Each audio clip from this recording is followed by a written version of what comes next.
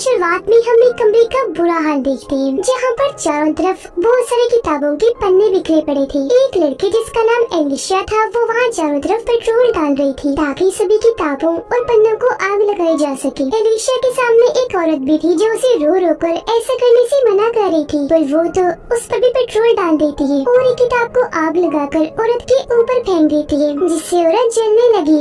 वो मारी जाती है। उसके साथ ही कमरे में भी आग लग जाती है और सारा ही कमरा जलने लगता है। यहाँ एक कंप्यूटर भी रखा था जो भी आग में जल रहा था, लेकिन वो अभी भी ऑन था और उस पर एक मैसेज लिखा हुआ था, She will be the one to die, यानी अब वो मरने वाली है। इसके बाद हमें 6 साल के बाद की कहानी दिखाई जाती है, जहाँ पर कहानी के मेन कैरेक्टर एक लड़की को देखते हैं जिसका नाम एंजेला था। वो और उसके कुछ दोस्त थे जो सब राइटर बन रहे थे और एक कॉलेज में साथ पढ़ा करते थे। ये सब लोग फिर अपनी बुक क्लब की मीटिंग में आते हैं। ये यहाँ पर अपने अपने लिखे गए नॉवेल्स और किताबों के बारे में एक दूसरे को बताते हैं और ऐसे ही नई नई नॉवेल्स कहानियाँ पढ़ के एक दूसरे के साथ उस पर बातें भी करते हैं। आज जिस किताब की बात कर रही थी वो ड्राउनी किताब थी और इसी बातचीत के दौरान एक लड़की सिबास और एंजेला के दोस्त की बहस हो जाती है, जिस वजह से एंजेला का दोस्त नाराज होकर वहाँ से चला जाता है। एंजेला उसके पीछे जाती है बात करने। उसका दोस्त कहता है कि सिबास मुझे बिल्कुल पसंद नहीं, तुम मेरी दोस्त हो इसलिए तुम भी उससे दोस्ती तोड़ दो। लेकिन एंजेला ऐसा करने से मना कर देती है कि तुम दोनों मेरे लिए बराबर हो, ये तुम्हारा आपस का मसला है, मैं नहीं कर सकती ऐसा। जिसके बाद रात को सिबास और एंजेला बातें करती है। वो उसे बताती है कि एक बात की वजह से मैं बहुत परेशान हूँ। मैंने 6 साल से एक भी किताब नहीं लिखी और अब मुझे ऐसा लगता है जैसे मैं कोई राइटर ही नहीं हूँ। जिस पर सिबास उसे तसल्ली देता है कि तुम फिक्र ना करो, अगर किताब लिखने में तुम्हें कोई भी मदद चाहिए तो मुझे बता देना, मैं तुम्हारा पूरा साथ दूंगा। ये दोनों मिले और वहाँ से अपने अपने रास्ते निकल जाते हैं। अब एंजेला को अपनी गलती का एहसास हुआ, इसीलिए वो अपने दोस्त से अपने बुरे बर्ताव के लिए माफी मांगती है। जिसके बाद वो घर आ गई और प्रोफेसर को ईमेल करने का सोचती है। उसने पूरा मैसेज लिख लिया था कि मैं किताब लिखने के लिए नई कहानी की तलाश कर रही हूँ, तो सर मुझे आपकी मदद चाहिए। अब वो थोड़ा सोचती है, फिर मेल करने से रुक जाती है क्योंकि तभी उसे सिबास की बताई हुई किताब याद आ जाती है, जिसका नाम था किलर क्राउन। यानी इस किताब में कातिल एक जोकर था, पर था वो आम इंसान ही। जोकर वो एक बीमारी की वजह से बनता है। जब भी उस पर वो बीमारी हावी होती है, उसका दिमाग इतना खराब हो जाता है कि वो जोकर का मास्क और कपड़े पहन लिया करता है और फिर दर्दनाक तरीके से वो लोगों को मारता है। अब ये देखकर एंजेला भी काफी डर गई और लैपटॉप बंद कर देती है। अगले दिन क्लास में प्रोफेसर बताते हैं कि ड्राउनी कहानियाँ लिखने में लोग बहुत बड़ी बड़ी गलतियाँ कर देते हैं, जिस वजह से उन कहानियों में बहुत सारी कमियाँ रह जाती है और कहानी में मजा नहीं आता। जैसे कि एक राइटर किसी दूसरे की ड्राउनी कहानी लेकर उसे अपने हिसाब से बदलकर नई कहानी बना देता है और एक अच्छा राइटर बनने के लिए खुद ही अपनी कहानी बनाओ कैसे भी करके। अब ये सुनकर एंजेला सोच भी पड़ जाती है क्योंकि जाहिर है वो भी किसी की कहानी लेने का सोच रही थी अपनी कहानी बनाने के लिए। क्लास खत्म होने के बाद प्रोफेसर एंजेला से बात करती है, कहने लगी जरा ऑफिस में आओ, मुझे तुमसे बात करनी है। एंजेला जब वहाँ गई तो प्रोफेसर बताती है कि मुझे तुम्हारी भेजी हुई ईमेल मिल गई थी। ये सुनकर वो सोच भी पड़ जाती है कि मैंने तो मेल सेंड ही नहीं की थी, लेकिन फिर उसे ख्याल आया कि शायद मैंने मेल भेज दी होगी जो मैं भूल गई हूँ। फिर प्रोफेसर उसे अपने बारे में बताने लगते हैं कि मेरी जिंदगी कुछ खास अच्छी नहीं चल रही, बहुत परेशानियाँ हैं क्योंकि मेरी डिवोर्स होने वाली है। अब एंजेला भी अपने बारे में बताने लगती है कि सर मुकम्मल कहानी बनाने के लिए मुझे आपकी मदद चाहिए। ये सुनकर प्रोफेसर वहाँ का दरवाजा बंद करते हुए कहते हैं, अच्छा ये मेल थी, लेकिन मुझे तो कोई और ही मेल मिली थी। ये कहकर वो अजीब तरह से एंजेला के पास आया और उसके साथ बदतमीजी करने लगता है, जिस वजह से उसे इतना गुस्सा आ गया कि वो जोर से प्रोफेसर को टांग मारती है और कहती है जल्दी से दरवाजा खोलो, अगर तुमने ऐसा ना किया तो मैं चिल्लाने लग जाऊंगी। क्या प्रोफेसर दरवाजा खोल तो देता है, लेकिन साथ में उसे धमकी भी देता है कि अगर तुमने इस बारे में किसी को कुछ बताया तो मैं तुम्हें बर्बाद कर दूंगा। लेकिन क्योंकि वो बहुत दुखी थी, उसे गुस्सा भी था, इसलिए वो इस बारे में अपने सब दोस्तों को बता देती है, पर प्रोफेसर के खिलाफ रिपोर्ट नहीं करती। लेकिन उसके दोस्तों को बहुत गुस्सा था। वो फैसला करते हैं कि इस चीज का बदला हम प्रोफेसर से लेकर ही रहेंगे ताकि आगे से वो ऐसी हरकत ना करे। इसलिए अब ये सारे दोस्त रात के वक्त जोकर का मास्क लगाते हैं और प्रोफेसर को सबक सिखाने चले जाते हैं। उस जगह गई जहाँ प्रोफेसर था और वो इनसे डरकर भाग ही रहा था कि तभी कोई और भी मास्क पहना अनजान आदमी वहाँ आ जाता है, जिसने हाथ में हथौड़ी पकड़ी हुई थी जिसकी तेज बारीक नोक थी। प्रोफेसर जब उसके पास गया तो वो हथौड़ी से उस पर हमला कर देता है। हथौड़ी प्रोफेसर के सर में लगी जिससे वो जख्मी हो गया, लेकिन जल्दी जल्दी से अपनी जान बचाने के लिए ऊपर की तरफ भागा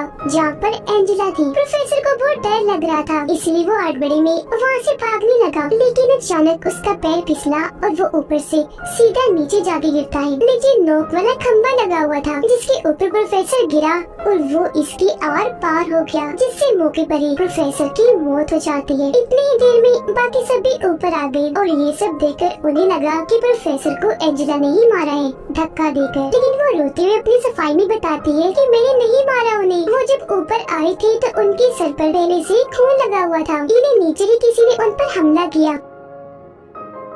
क्योंकि ये सब दोस्त थे इसलिए फैसला करते हैं कि जो हुआ सो हुआ, हम इस बारे में किसी को कुछ नहीं बताएंगे। पर एंजेला कहती है कि नहीं, पुलिस को बुला लेते हैं क्योंकि उन पर किसी ने हमला कर दिया था। जिस पर सारे लोग उसे समझाते हैं कि नहीं, ऐसी बहुत बड़ी मुसीबत खड़ी हो सकती है। जिसके बाद वो सारे अपने अपने जोकर के मास्क को जला देते हैं और वादा करते हैं कि बस इस राज को ही दफन कर दो, कोई किसी को कुछ नहीं बताएगा। जिसके बाद सबको यही लगने लगता है कि प्रोफेसर ने खुद अपनी जान ली थी। अब उन दोस्तों की जिंदगी में पहले जैसा नॉर्मल तो हो चुका था, लेकिन एंजेला प्रोफेसर की मौत का जिम्मेदार खुद को समझती थी, जिस वजह से वो हर वक्त परेशान रहने लगी थी। फिर अब कुछ दिन के बाद कोई इन सब के पास एक नॉवल का पहला चैप्टर भेजता है, जिस चैप्टर का नाम था डेथ ऑफ द प्रोफेसर, यानी प्रोफेसर की मौत। ये सुनकर सभी काफी हैरान और परेशान हो जाते हैं, लेकिन फिर एक दूसरे पर ही शक करने लगे कि ये सब कुछ हम में से ही कोई एक कह रहा है, क्योंकि जाहिर है प्रोफेसर की मौत की सच्चाई इन लोगों के अलावा और कोई नहीं जानता था। लेकिन फिर भी ये काफी डरे हुए थे। कुछ दिन के बाद सिबास एंजेला को बताता है कि उस नॉवल का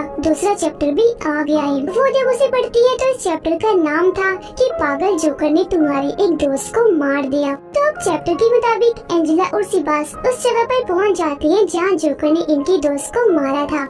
इन्हें वहाँ अपनी दोस्त की लाश तो नहीं मिलती, लेकिन दीवार पर लिखा हुआ जोकर का मैसेज मिल जाता है जो था टू बी कंटिन्यूड, यानी ये जारी रहेगा। अब तभी यहाँ इनकी एक और दोस्त आ गई जो बताती है कि मैं पता लगवा सकती हूँ वो जोकर कौन है। जिसके बाद ये सब कॉलेज में एक जगह इकट्ठा होते हैं और इनकी वो दोस्त बताती है कि वो जोकर हमारे कॉलेज का ही है, वो हम सबको अच्छे से जानता है और उसे ये भी पता है कि खौफ कैसे फैलाते हैं। उसने अपने नॉवल के लिए हम दोस्तों को चुना है, तो इस हिसाब से हमें उसकी कहानियों कैरेक्टर्स हैं। बहरहाल वो जो भी है ड्रावनी चीजों को पसंद करने वाला है, इसीलिए हमें इंटरनेट पर और कॉलेज की वेबसाइट पर ही उसे ढूंढना चाहिए कि कौन ड्रावनी चीजों को पसंद करता है। अगले दिन ये अपनी अपनी तरफ से कॉलेज की सारी जानकारी निकाल लेती है और इन्हें पता चलता है कि इस पूरे कॉलेज में सिर्फ यही लोग हैं जो ड्रावनी चीजों को पसंद करते हैं। तो अब ये मुमकिन हो सकता है कि वो जोकर इन्हीं में से हो। अब प्लान के मुताबिक ये लोग लाइब्रेरी में गई। एंजेला जब अकेली थी तो तभी उसके पास जोकर का मैसेज आता है जो कह रहा था कि मैं तुम्हें देख रहा हूँ। ये पढ़कर एंजेला ने जब सामने देखा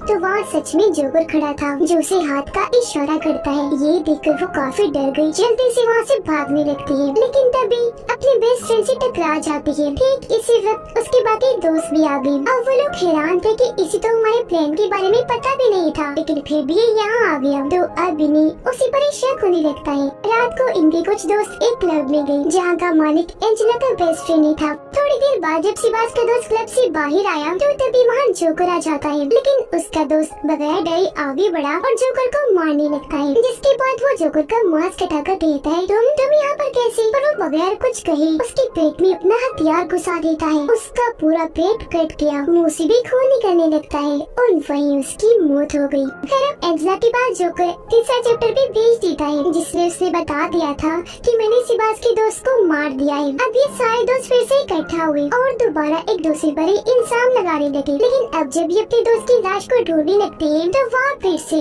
जोकर का मैसेज लिखा हुआ था टू बी कंटिन्यूड। अब सिबास एंजेला को बताता है कि जिस आईडी से जोकर हमें मैसेज भेजता है मैंने उसे इंटरनेट पर हर जगह ढूंढा है, जहाँ मुझे एक लड़की का पता चला जो कुछ साल पहले से ही जोकर से कनेक्ट है और उस लड़की का नाम है एलिशिया, यानी वही जिसने शुरुआत में किताबों वाले कमरे में आग लगा दी थी। अब एलिशिया का नाम सुनकर एंजेला बताती है कि मैंने जो नॉवल लिखा है वो इसी लड़की को मेन कैरेक्टर बना के लिखा। इस लड़की की मां नॉवल और कहानियों की दीवानी थी, इसलिए वो एलिशिया को हर वक्त कुछ न कुछ सुनाने को कहती थी, लेकिन जब वो मना करती तो उसकी मां उसे खून मारती थी। तो इसी वजह से तंग आकर एक दिन एलिशिया ने अपनी किताबों वाले कमरे को ही आग लगा दी, जिसके बाद उस पागल लड़की ने अपनी मॉम को जलाकर मार डाला। इनिशियल बाद में हुआ और वो औरत जो रो रही थी वो अनीशा की मॉम थी। एंजेला बताती है कि मुझे ये कहानी काफी पसंद आई थी और क्योंकि मेरे पास लिखने के लिए कोई आइडिया नहीं था, इसलिए मैंने अपनी किताब में अनीशा की कहानी लिखी। वो कहानी लोगों को इतनी पसंद आई कि मेरी किताब बहुत मशहूर हो गई। मेरी ये कामयाबी देखकर अनीशा को बहुत गुस्सा आया। उसने मुझसे राब्ता किया और कहा कि इस चीज का बदला मैं तुमसे लेकर रहूंगी। हालांकि मैंने उसे समझाया कि मत करो, माफी भी मांगी,